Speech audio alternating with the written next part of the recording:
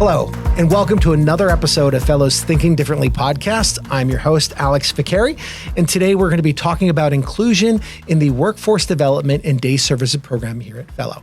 I'm excited to have our two guests here today, which is both Laura Degler, who is the Assistant Director of Workforce Development, as well as Jodie Colombo, who's the Director of Day Services here at Fellow. So thank you very much for joining us here today. Yeah, thank you for having us. Absolutely. So I guess to kind of start the questions that I usually do, I always ask everybody when joining the show is, how do you think differently in your day-to-day activities, especially in your roles? So it's important to think differently within Fellow. It's something that's really important to us because we are person-centered. We never want to put somebody in a box. It's not a one-size-fits-all approach. Instead, we really want to listen to the person. We want to hear what their needs are and how we can help them access their communities. Okay. What about you, Laura? Same for workforce development. Everything from the admissions process to finding the actual job and keeping it is truly person-centered. So we don't go out and place people in jobs. You know, we work with them, find out what they would like to do, and how do we help them get there. Okay. And for those who aren't familiar, let's talk a little bit about the definitions of workforce development as well as day services. So, Jodie, you want to start off with day services? Sure. So day services encompasses two different kind of services. One is CDS, which is Community Development Services, and the other is day habilitation. But at Fellow, we just recognize it as day services, and the CDS and day hab is just kind of how we bill on the back end. But most of what we do provide is community development services, which means that's all the great stuff that we're doing actually out into the community. Okay. And what about you, Laura? So workforce development traditionally is called employment supports. It is the service that helps people find jobs. So that could be just getting to know the person, discovering what their likes and dislikes are, writing the resume, applying for jobs, interview assistance, everywhere up to the person becoming completely independent at work. Oh, that's great. That sounds like a lot. All right. And Jodie, I'm going to switch over about day service for a moment. And so I guess when you talk about day services, how is Fellow different from when it comes to day services? And maybe you elaborate a little bit. Yeah. I think what people are surprised about, so when they start off in the admissions process and they're getting to know how we provide day services, a lot of times families or the person that's interested in services will ask like, hey, can I tour the facility, right? And so we aren't a brick and mortar place. We are community based. So there's nothing really to tour, right? So we have licensed hubs where we might run some adult structured activities through a couple times a month. But for the most part, like I said, we are out in the community. So there's not really essentially something for them to tour. Okay. Well, could you maybe also tell me what it would be like in a day in the life in day services for somebody like myself, if I was receiving services? Yeah. So it should look different for everybody, right? Because it's very individualized. So our direct support professionals that work in day services, we call them community coaches. Okay. And so they may have a caseload of one person or they may have up to 4 people. And so I'll give you an example. We support a gentleman. He's a one-to-one.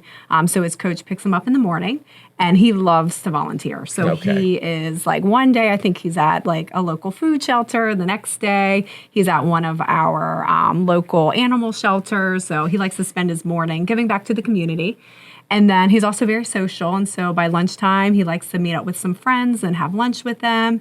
And then in the afternoon, he may be working out at the gym or playing bocce ball or something like that. So it could be a very like full day for them. And then he goes home and goes about his day where he lives.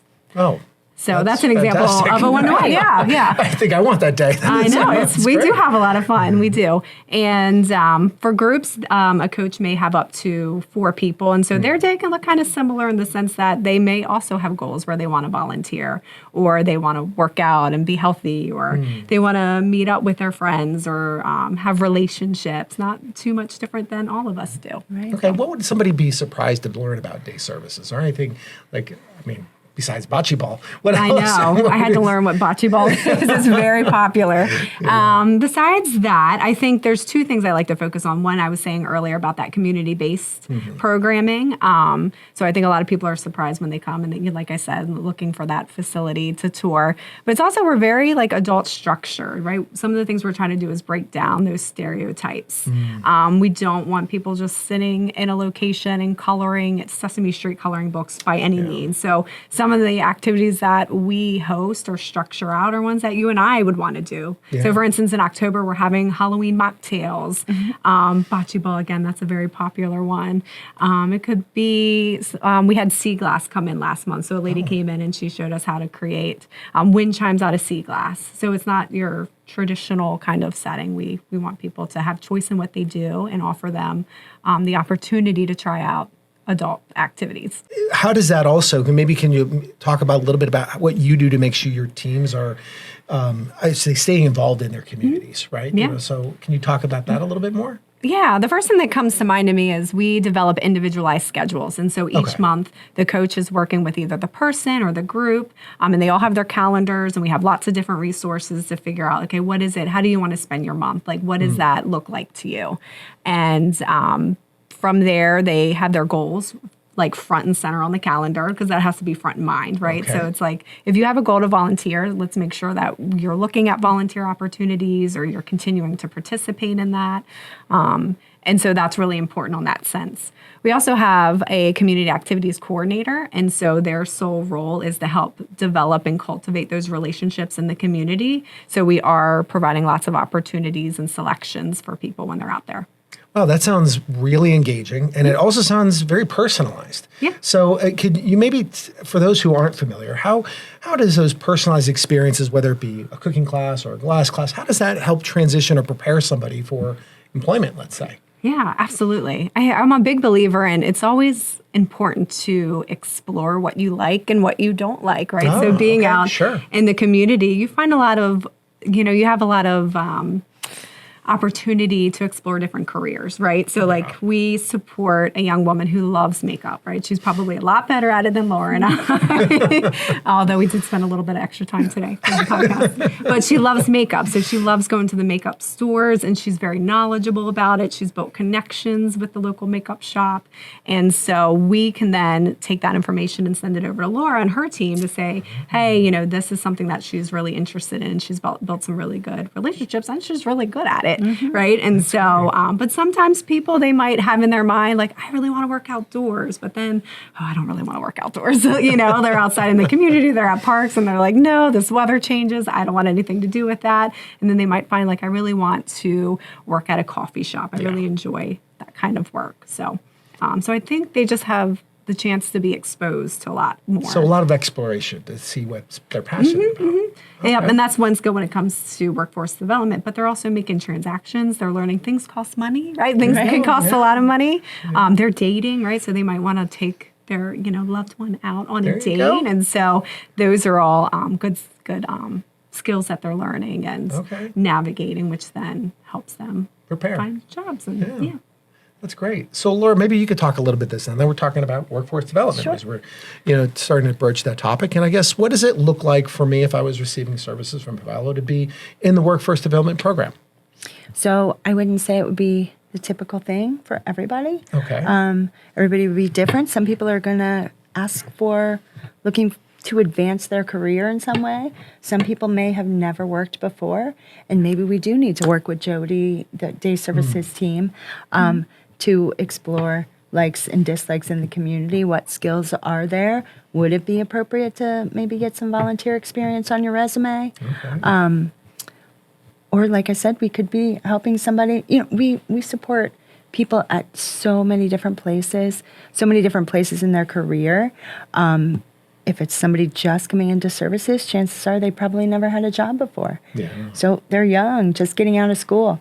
And then, we support a man who has been with his company for 18 years. Oh, wow. He's doing awesome. He's going to retire from there. So it sounds like you're really engaged with, workforce development. You have a lot of great stories. So I'm kind of curious, with all that experience and what you've been exposed to, can you maybe talk a little bit about your experiences here at Fello in the workforce development program, let's say, versus other organizations? So we support a lot of people that have maybe come from another organization. Okay. Maybe they weren't reaching their goal as fast as they would like. Maybe they were placed into a job that wasn't necessarily the same fit. Okay. So we really get to know each and every person. We're not going to start applying for jobs on day one. We don't know anything about the person. We really need to build that relationship and find out, what what is the best route for that person, you know? So that's fantastic. So maybe talk a little bit about what are the questions you might ask somebody, to find, is there a good match here? So we always ask the question, what is your dream job? What's your dream job? What is your dream job? Great. We may not get the dream job in the beginning. Nobody does, So what is your dream job? And then we ask questions that really help us get to why is that your dream job? Maybe somebody wants to be a TikToker. We get that a lot. Right. Oh yeah. I want to design video games, or I want to, do something. What about that is it that you like? Because it's not always. So for an example, we supported a woman who said that she wanted to work at a trampoline gym for children. Oh, okay. But we knew that she does not like loud noises. She does not really like children. So what about that job is it that you like? She just wanted to be active. She could not sit down. She wanted to go, and she knew she loved jumping on the trampoline. So we asked those questions, maybe kind of talk her through a scenario. So what would happen if you were working with the children in the gym and a child was having a bad day?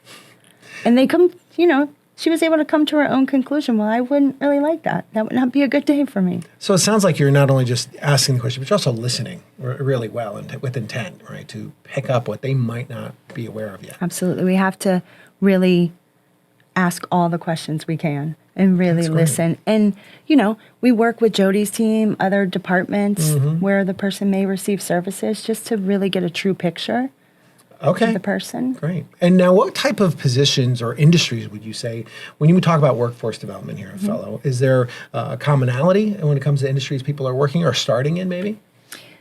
I can't say that there is. Okay.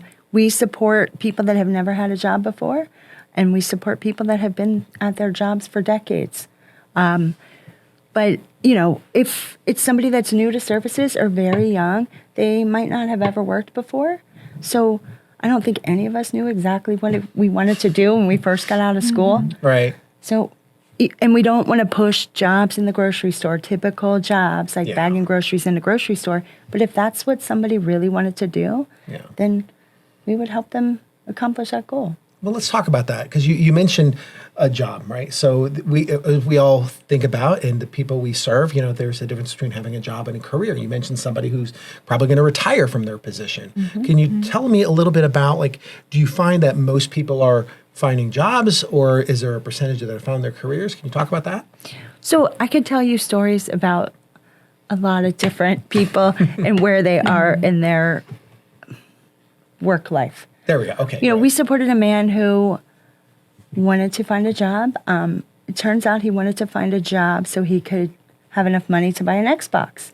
And once he had that money, he said, I don't ever want to work again. I got what I want. So that's why we have to ask these questions. Sure. If you want to find a job so you can, buy something and then you buy it and you're done. Yeah, I see. So you really kind of have to work with them and show them that there might just also be more than just the Xbox or a particular goal, whatever that goal might be for them. So that brings up an interesting question for me. So Maryland is an employment first state, right? And so people with disabilities are encouraged to work if they can. Can you maybe talk a little bit about, why employment is so important for not just for the income? For everybody, employment gives you a purpose, having a job gives you a purpose. It gives you the opportunity to be included in your community, to help provide for your family, to gain independence, to be able to buy the things that you want, make friends. Yeah. Okay. That's great. All right. Now the question for you both here. There's a lot of similarities, but we can see the evolution, right, from day services to workforce development. But there's some philosophical overlap almost to some degree. Could you maybe talk about how person-centeredness plays a role in both aspects of these programs? Yeah, so every year we have a person-centered plan, so PCP for short, and that's where we really talk about their individual goals for each program. And so we really follow that. We come up with strategies to make sure that they are feeling included in their communities or feeling included in their workforce. Okay. Great. Thank you. And now, Laura, I'm going to change the subject just slightly here as we talk about this. I'm curious about your particular take with the National Disability Employment Awareness Month being right here around the corner. Here, could you maybe talk a little bit about maybe some particular perspectives you have on this upcoming month and what it represents? I would like to see a world where it wasn't something that stands out. I think people should always be included. People should be given the opportunity to work. I mean, just because they may look or communicate differently does not mean they're not capable. Yeah. We work with so many employers that are just so happy to be able to, have an employee that wants to come to work. Yeah. They don't make excuses. They don't call in sick. They are happy to work. They're happy that they're given the chance and they're excelling. Yeah, that's really sweet, and that is, I think, a natural thing that we want, And I am kind of curious, Laura, so to dig into that a little bit more. Have you had opportunities to maybe speak to somebody who maybe looks at somebody with a disability who's looking for employment and maybe has an assumption of what maybe somebody can or can't do based upon whatever their preconceived notions are? Yes. And how have you dealt with that? So unfortunately, it's happened many times. Okay. On both sides of the coin, though. Some people are so eager, and some people just make a prejudgment. And so, our team tries to really work with the employer. But obviously, we don't. If there's a lot of pushback and a lot of prejudgment, then it's not going to be the most friendly workplace. And we don't want to ever push somebody into that kind of situation. So we just move on and hope the employer sees the error in their judgment. But on the flip side, we have so many employers that are so eager. They want to give somebody a chance, and they want to, they're like, how can we expedite this? And maybe they want to skip the interview process or the application process, but we have to work with them and say, would you do this for somebody without a disability? Okay. So what is the hiring process like? And we have to say, well, all of it is a learning experience. This is a real job, so we have to do the real steps to get there. That's beautiful. That's inspiring. Now, let me pass this similar question over to you, Jodie. Have you had to advocate for anybody or find yourself in positions where you had to speak up and enlighten somebody? Yeah, absolutely. We're out in the community, and we're very fortunate. We have a lot of community partners, and sometimes it does take those tough conversations, right? There's definitely been times where our folks are being stereotyped, being out in different settings, and so we have to have some conversations in that regard. But most people that we've come across really want to do better, really want to make sure that they're offering accessible programming. And so we've been able to create that with a lot of our community partners. Both of you have mentioned, volunteering and a little bit here and there throughout the questions. And I'm kind of curious, what is there is obviously an aspect of doing something good in the community versus then transitioning into workforce development where it's part of your job and you're receiving a paycheck. I'd be curious to hear from both of you, how your team supports that transition, for people going from volunteering to workforce. So if they're in day services, let's say they're volunteering somewhere, we work closely with Laura and her team during that transition, right? So a lot of good skills they're learning during that time period. It could be just like showing up on time and listening to direction and some of those like soft skills or essential skills, we like to call them now. They're learning through that volunteer opportunity. And then we kind of know, like from talking to them and talking with Laura and her team, like, hey, we're ready to start applying for different places and building their resume. Okay. What about you, Laura? Well, like Jodie said, our teams work very closely together. The community coaches and the employment advisors and the person supported typically meet at least like every 2 weeks, if not weekly, that's pretty just to find out what's going on. And sometimes they want to continue to volunteer while they are employed somewhere else. Oh, okay. That's fantastic. And they're usually pretty open to telling us too, right? So we listen to the person, and if they're ready, they let us know. Yeah. Okay. And they tell us when they're not either. So. Yeah, and some people are like, I'm not giving away my time for free. I love it. Yeah. That's great. So now let's talk a little bit more about the similarities and differences. So when we talk about there are differences, obviously, between the workforce development and the day services. But could you maybe speak a little bit about how the two services overlap? Because I've heard you definitely touch on it a little bit, but and definitely the collaboration is there. But maybe talk a little bit more about that for me. So I think a lot of times when people are participating in the day services activities and working, we have to work with Jodie's team because they may be working 3 days a week now. So now they can only come out to, the activities in the community 2 days a week. Sure. So we really have to work closely daily. Yeah. And we are employment first, like you said, so we never want to interfere with that. We want to encourage people to work. And so we do our best within our team to see, like, if we have to make a couple changes, maybe it's a caseload change for that person to work, then we make those changes. So, I think, again, like we do work really closely. It takes a lot of communication and checking in. And it's good that when they receive it, because then they get the opportunity to work on goals in both programs, right? So if they're working towards independence at work and also being social and having friends in the community, then that's, they're able to really maximize both services. That's great. Now, speaking of maximizing services, can you maybe tell us a little anecdotal story about people who've been able to maximize those services? So sometimes somebody is working, or maybe they're not working yet, but what they want to do requires some more education. Okay. Well, neither of our departments really were not able to help with that. We can't take people to school. So we suggest a team meeting where the person supported can meet with the departments that possibly can help, like personal support. So we would loop in that department as well. So they can accomplish their goal of going to school with support. They can work and they can attend the activities in the community. Yep. It goes back to that thinking differently and creatively, right? So it might be like, what can we do within our scope, your scope? Are there other services or supports this person may need?